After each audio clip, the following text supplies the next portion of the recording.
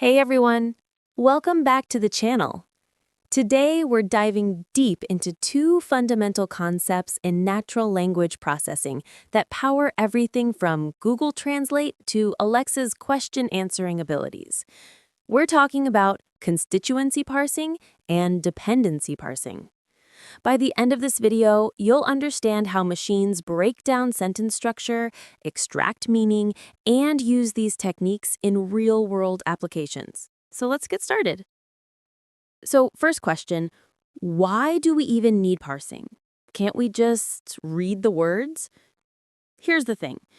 Human language isn't just a random collection of words. Every sentence has structure and relationships between words. And if we want computers to truly understand language, they need to understand that structure. With parsing, we can understand sentence structure, extract meaning accurately, and power sophisticated systems like machine translation and question answering. We can handle complex grammar. But without parsing, you just get a bag of words. The machine misses all the relationships, gives you poor translation quality, and can't answer simple questions like who did what to whom. Parsing is the bridge between raw text and true understanding. Now let's see how it works. Let's start with constituency parsing, also called the phrase structure approach. The core concept here is simple. Constituency parsing groups words into what we call constituents, or phrases. These phrases form a hierarchical tree structure. Small phrases combine to make bigger phrases, which build up to the entire sentence. We have noun phrases like the quick fox, verb phrases like jumps over, and prepositional phrases like over the dog. Each one is a building block in our sentence structure. Think of it like Russian nesting dolls, phrases within phrases within phrases. Let me show you a concrete example. Take this sentence. The quick brown fox jumps over the lazy dog. At the bottom, we have individual words with their part of speech tags. The is a determiner. Quick and brown are adjectives. Fox is a noun. These combine into a noun phrase. Then we have our verb phrase with the prepositional phrase nested inside it. Finally, everything connects at the top to form a complete sentence, represented by S. This hierarchical tree shows us exactly how the sentence is structured. Pretty cool, right? So, how does constituency parsing actually work under the hood? It's based on something called context-free grammar, or CFG. These are rules that define how phrases can be formed. For example, a sentence can be made up of a noun phrase plus a verb phrase. A noun phrase can be a determiner, an adjective, and a noun. The algorithm does four main things. First, it scans the text for nested phrase patterns. Second, it applies grammar rules to identify constituents. Third, it builds a tree, either from the bottom up or top down. And finally, it outputs this hierarchical phrase structure. In machine translation, this helps us translate entire expressions as units, not just word by word. In question answering, it helps identify subjects, predicates, and objects, the key elements we need to answer who did what to whom. Okay, now let's switch gears and talk about dependency parsing, the relationship approach. While constituency parsing focuses on grouping words into phrases, dependency parsing zooms in on connections between individual words. Here are the key concepts. Every word has a head. That's the word it depends on. The dependent is the word that modifies or relates to the head. The root is usually the main verb of the sentence. And we have different types of relations, like N-subbed for subject, OBJ for object, and DET for determiner. Think of it as a web of arrows showing who does what to whom. Instead of boxes within boxes, we have arrows connecting related words. Let's use the same sentence. The quick brown fox jumps over the lazy dog. In dependency parsing, jumps is our root, the main verb everything else connects to. Fox depends on jumps as the subject. That's the N-subbed relation.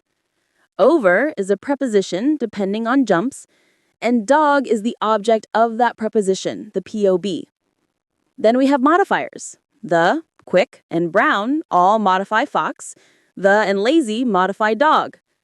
See how it creates this network of relationships. Each arrow tells us exactly how words relate to each other.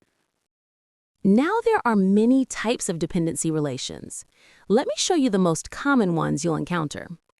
Core relations include in-subj, the nominal subject of a verb, obj, the direct object, iobj, the indirect object, and root, marking the main verb of the sentence.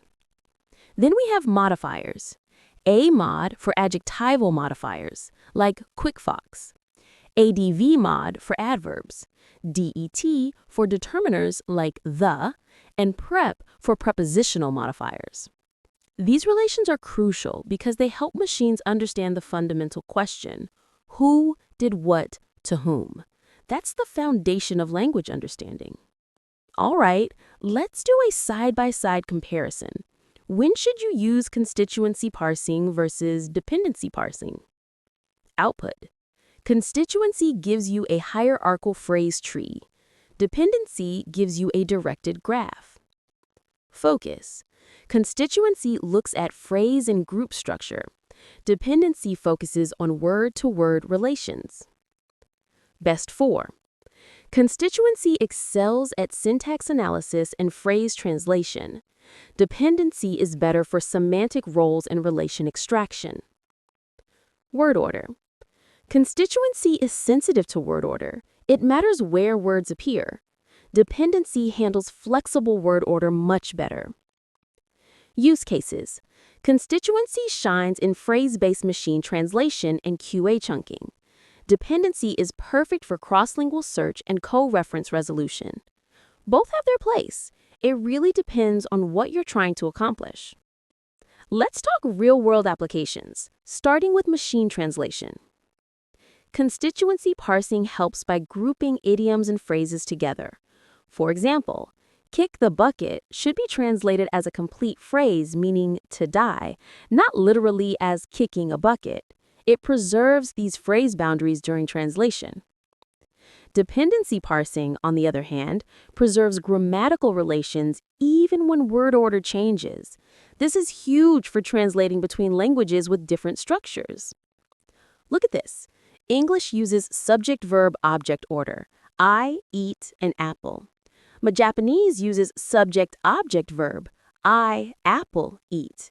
Dependency parsing maintains the subject-verb-object relationships despite the reordering. The grammatical roles stay intact. This is why modern translation systems use both approaches. Now let's look at question answering. Imagine someone asks, "Who wrote Hamlet?" Using constituency parsing, we identify the noun phrase who, that's what we're looking for.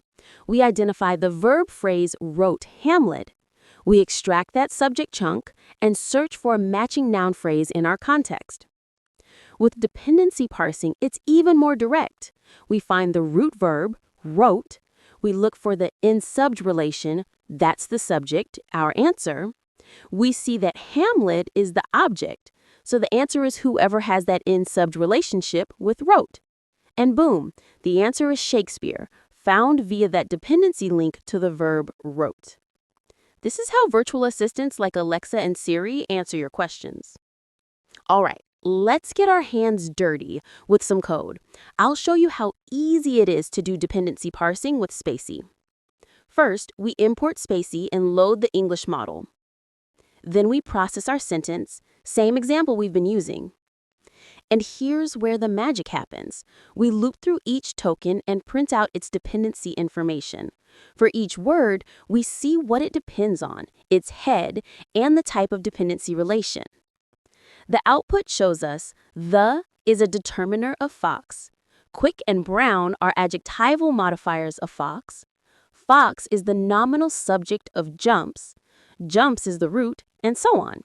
Just a few lines of code and you've got complete dependency parsing. How cool is that? Now let's look at constituency parsing with NLTK. Here we define a simple context-free grammar with our rules. S becomes NP-VP. NP can be determiner, adjective, noun. VP becomes verb, prepositional phrase, and we define what each part of speech can be. We create a chart parser using this grammar. Then we parse our sentence. Notice it's tokenized into individual words. The parser generates possible parse trees, and we can even visualize them with the draw method. NLTK is great for learning because you can see exactly how the grammar rules work. Try modifying the rules and see what happens.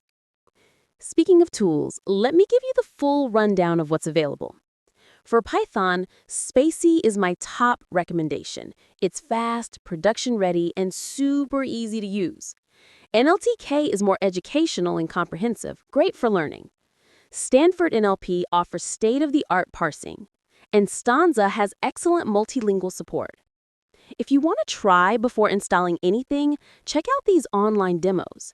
DisplayC is spaCy's visualizer. You can paste text and see the parse tree instantly. Stanford Parser has an online demo. Allen NLP offers interactive demos for various NLP tasks.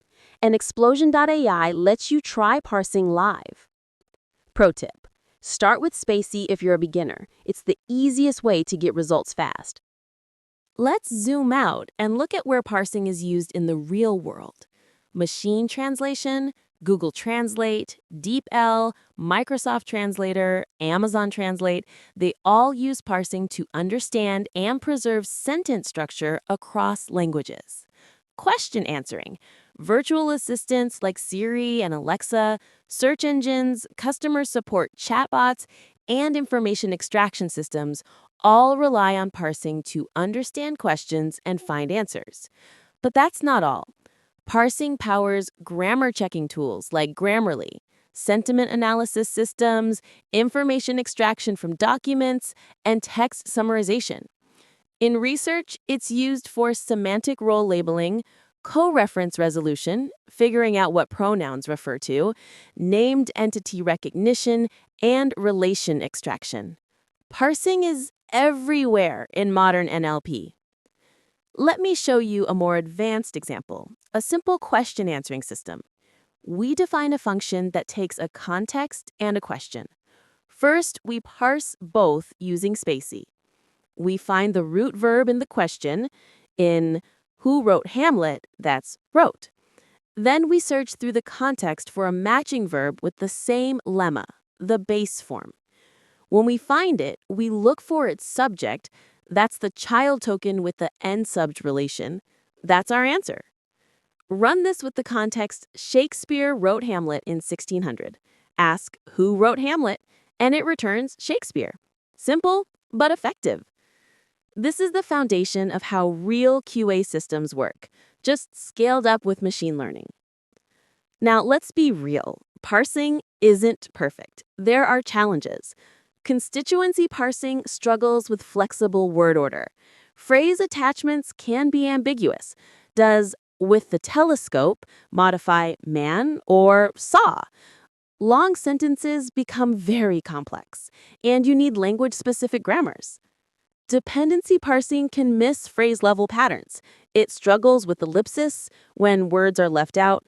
Coordination like and or can be tricky, and annotation consistency across different data sets is an issue. Some challenges affect both. Ambiguity is huge. I saw the man with the telescope has multiple valid interpretations. Long-range dependencies where related words are far apart.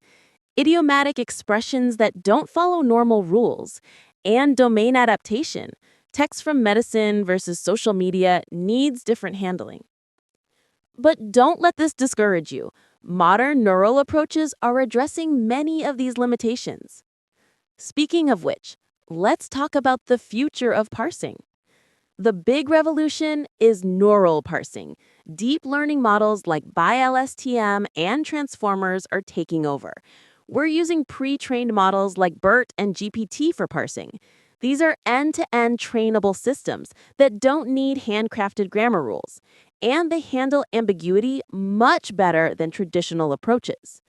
Multitask learning combines parsing with named entity recognition and part-of-speech tagging in one model, more efficient and often more accurate. Cross-lingual approaches using universal dependencies mean one model can parse multiple languages. And we're getting faster models that can run in real-time production systems. The future of parsing is incredibly exciting. All right, now it's your turn to try this. Getting started is super easy. Just install spaCy with pip, download the English model, and you're ready to go. Import spaCy, load the model, process your sentence, and boom, you can visualize dependencies with DisplayCy. It'll open a browser window showing your parse tree. Here are some project ideas to get you started. Build a simple QA bot that answers questions about a paragraph. Create a grammar checker tool. Build a sentiment analyzer that uses dependency parsing to understand negations. Or make a text summarizer that extracts key information using parse trees. And check out these resources. spaCy's documentation is excellent. The NLTK book is free online and very comprehensive. Stanford offers a free NLP course.